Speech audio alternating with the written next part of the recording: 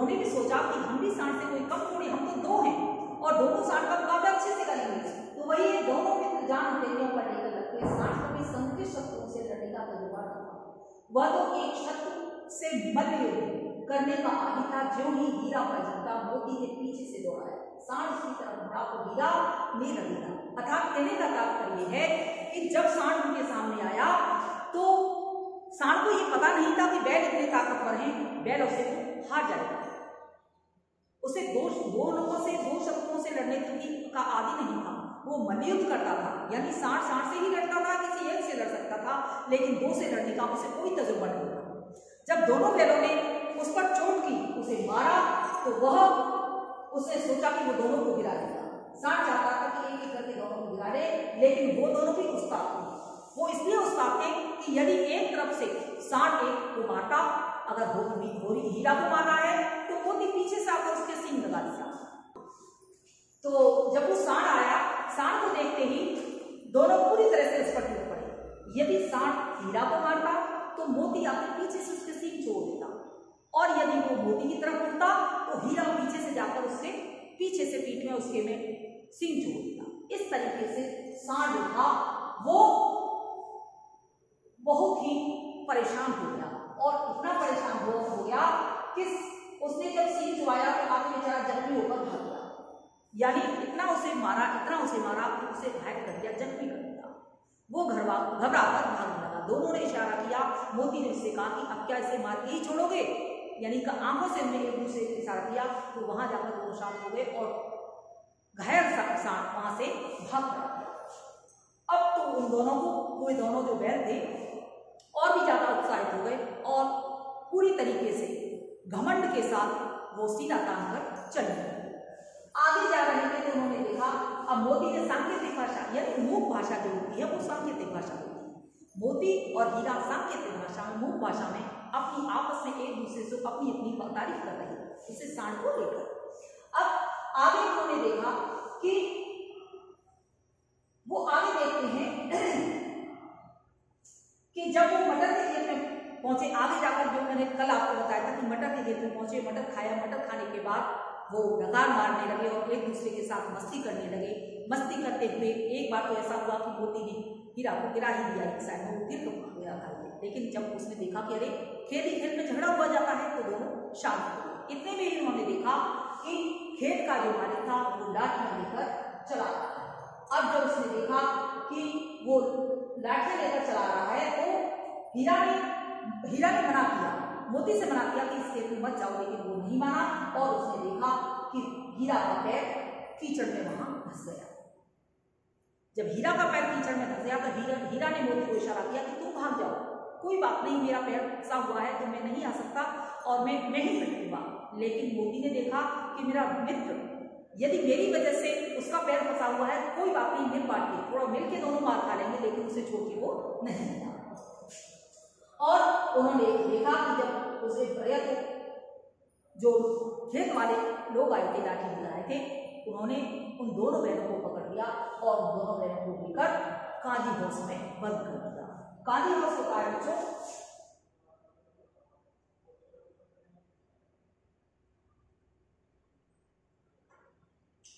काजी house वह स्थान होता है जहां जो आवारा पशु होते हैं, उन आवारा पशु इधर उधर घूमते हुए पशुओं को बांधकर बंद कर दिया जाता है। और वहां ये कंडीशन होती है, ये हालत होती है कि वहां पशुओं को खाने के लिए कुछ नहीं, केवल पानी दिखा दिया जाता है और बाद बाकी कुछ नहीं।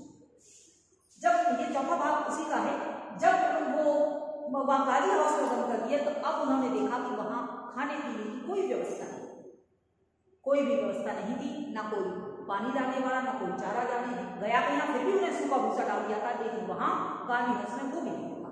पहली बार उनके साथ ऐसा हुआ था कि उनके पास उनके लिए चारा वगैरह कुछ नहीं था।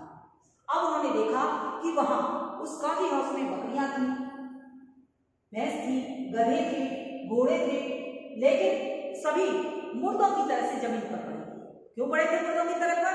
क्योंकि वहां खाने पीने की कोई व्यवस्था नहीं, इसलिए सब वहां जमीन पर पड़े थे। रात को भी कुछ भोजन नहीं मिला, वह मित्रों की जगह थी। यानी उसने देखा दिन बीत गया, रात हुई और रात के बाद भी जब उसने देखा कि कोई भोजन पाने की व्यवस्था नहीं है तो वो विद्रोह करने पर उतारू हो गया। हीरा ने उसे समझाया। मोती ने सिर लटका के जवाब दिया, मुझे तो मालूम होता है कि प्राण ही निकल जाएंगे। इतना वो परेशान हो गया कि वो आपस में कहने लगे, मुझे ऐसा प्रतीत होता है कि मानो प्राण निकल जाएंगे। लेकिन हीरा ने उससे कहा कि इतनी जल्दी हिम्मत हारो, यहाँ से भागने का कोई उपाय निकालना चाहिए। उसने कहा कि इतनी जल्दी हिम्मत नहीं हारनी चाहिए, हमें यहाँ से निकलने का कोई उपाय सोचना चाहिए। अब दोनों उपाय सोचने लगे और उपाय सोचने के साथ साथ वो ये देखने लगे कि वहां की दीवारें जो थी उन दीवारों को देखने लगे कि काली उसकी चारों तरफ जो दीवार बनी हुई वो कच्ची दीवार थी, उन कच्ची दीवारों को देखने लगे और ये सोचने लगे कि इन दीवारों को कहाँ से तोड़ा जाए। वो दीवारें तोड़ते हुए और दीवार बाड़ी की जो दीवार थी वो कच्ची थी और कहीं कहीं से टूटी हुई थी। उसने हीरा तो वैसे भी शरीर से हस्तमुख था, मजबूत था, उसने अपने नुकीले से दीवार में बढ़ा दिए, जोर से मारा।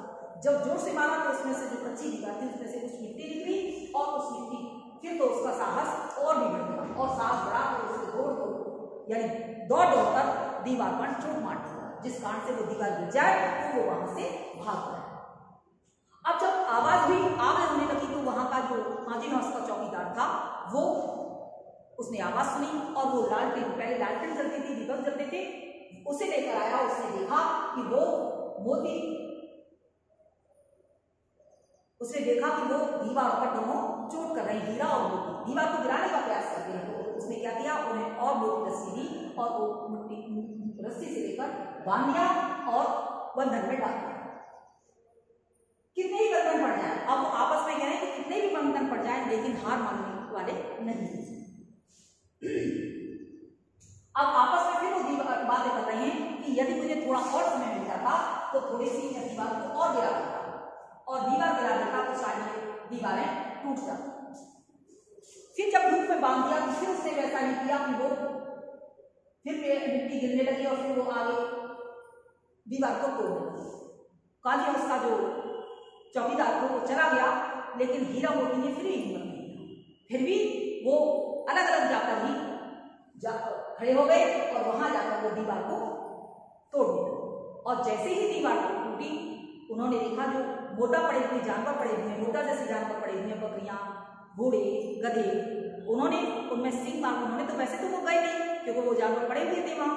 उन्होंने सोचा कि सबसे पहले इनको आजाद किया जाए। वो दोनों वहां आए और उनको आजाद करने के लिए उन पशुओं को उठाने लगे, यानी सिंह से उठाने लगे। उन्होंने देखा कि धीरे धीरे वो आए और उन्होंने आकर उन पशुओं को उठा दिया। और मोती जब वो पशुओं को भगा दिया उसके बाद मोती ने उससे हीरा ने कहा कि बहुत मार पड़ेगी, लोग समझ जाएंगे कि यह तुम्हारी शरारत है। उसने कहा कि मुझे यहीं पड़ा नहीं। किसने कहा?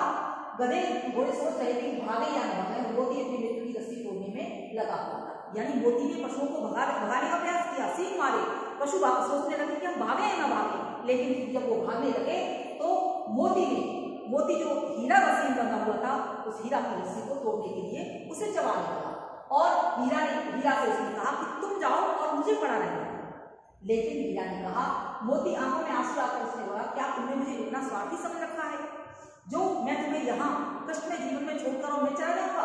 उसने कहा, नहीं, मैं तुम्हें छोड़कर अलग कभी नहीं जा सकता। हीरा ने कहा, बहुत बार पड़ेगी, लोग समझ जाएंगे कि ये तुम्हारी ही शरारत है। हीरा ने उसे समझाया कि तुम जाओ यहाँ से, मुझे पड़ा रहना, नहीं तो ये यहाँ के चौकीदार हैं, लोगों को मालूम पड़ेगा कि तुम्हारी ही ये शरारत है, तुमने ही सारे पशुओं को यहाँ से भगा दिया है।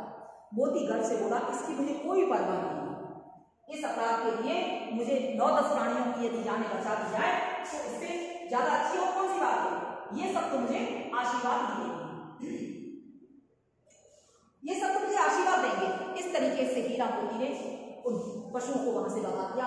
लेकिन वो दोनों लगभग 1 सप्ताह तक वहीं बंधे पड़े रहे काली हाउस में पड़ने के बाद लगभग 1 सप्ताह बाद डुगडुगी बजने लगी, यानी जोर से आवाज होने लगी और ये घोषणा की गई। किसकी घोषणा की गई? पशुओं की नीलामी। जो दोनों बैल थे उन पशुओं की नीलामी की घोषणा की गई।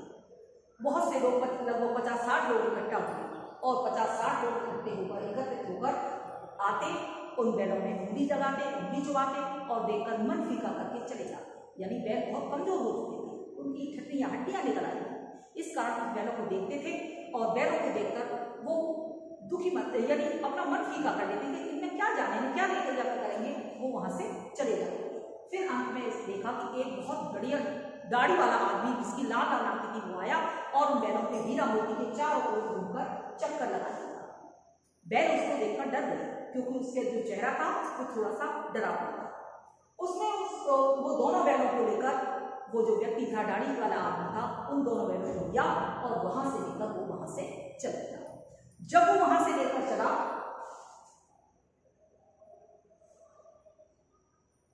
अब वो बैल सोच रहे हैं कि एक बार तो हमें भगवान के रूप में उस लड़की ने आकर बचा दिया, सांड से भी हम अपने आप बच गए।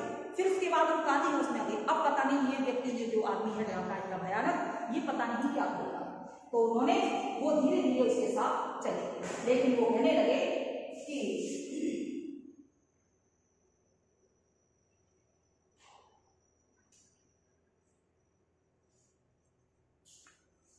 अब वो कहने लगे कि अब क्या किया जाए, चलने के साथ जैसे ही बैल आगे चले जा रहे थे, उसके साथ दोनों बैलों को देखा कि जैसे जो रास्ते थे, रास्ते में पड़ने वाले दोनों साइड से खेत थे, जो पहले रहट चलते थे खेतों में पानी लगाने के लिए, वो पड़े। तो हीरा और मोती ने सोचा, उनके मन में लगा, आपस में बातें करने लगे, ऐसा प्रतीत होता है कि ये हमारी जगह परिचित थे, यहाँ पहले भी काम कर चुके हैं, पहले भी रह चुके हैं। फिर दोनों आगे बड़ी शांति से उसके साथ चले जा रहे थे। आगे जाकर उन्होंने देखा तो जहां वो पहले काम करते थे वही स्थान उन्हें दिखाई दिया। अब तो उन्होंने ताव देखा न ताव, दोनों ने गलतियों से एक दूसरे से इशारा किया और वो पूरी तरह से समझ चुके थे कि ये हमारा ही स्थान यानी हमारा ही स्थान है जहां हम पहले रहते थे। वो दोनों उस डड़ियल आदमी के हाथ में झटका मारा और झटका मारकर रस्से तोड़कर वहां से भाग खड़े। वो भागे, वो डड़ियल आदमी उनके पीछे पीछे दौड़ने लगा। वो जाकर झूरी के यहाँ जाकर उसकी चरनी पर जाकर दोनों खड़े हो गए।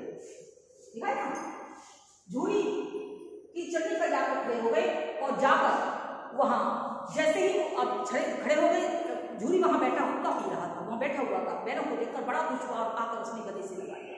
इतने में ही डड़ियल आदमी वहां आ गया और डड़ियल आदमी आ गया वो उन बैलों को ले जाने, दोनों बैल एक साथ उसे मारने के लिए दौड़े। अब मारने के लिए दौड़े, वो पीछे हट गया। अब वो गालियां देने लगा।